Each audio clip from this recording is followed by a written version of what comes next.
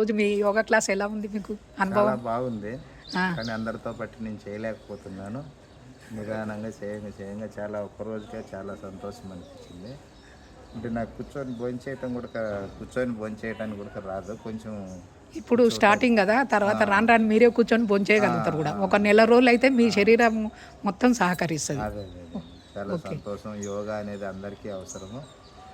కానీ ఇది చిన్న పిల్లల కాడ నుంచి ముసలోళ్ళ వరకు అందరికీ యోగా ఉంటే చాలా యాక్టివ్గా ఉంటారు.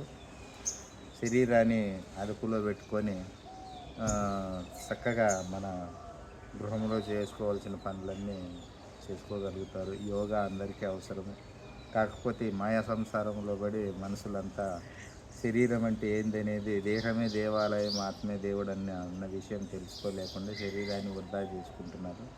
మానవ జన్మ అమూల్యము, మట్టిపాలు చేయితరా, ఇప్పుడు దొరికిన ఈ నరజన్మ మళ్ళీ మళ్ళీ రాదని పెద్దలు చెప్తుంటే పట్టించుకోకుండా ఈ తెలివడిగా ఎవరి పాటికి వాళ్ళు పనులలో పడి ఏ ఆహారం తీసుకోవాలో ఏ ఆహారం తీసుకోకూడదు అన్న విషయం తెలుసుకొని సాత్విక భోజనం చేసి యోగా చేసుకున్న వాళ్ళకు ఆయుష్ పరిమాణం పెరుగుతుందని పెద్దలు చెప్తున్నారు. అదేవిధంగా మీ అందరి ఆశీర్వాదం నాకు ఉండాలని కోరుకుంటున్నాను. చాలా చాలా సంతోషం. Thanks sir.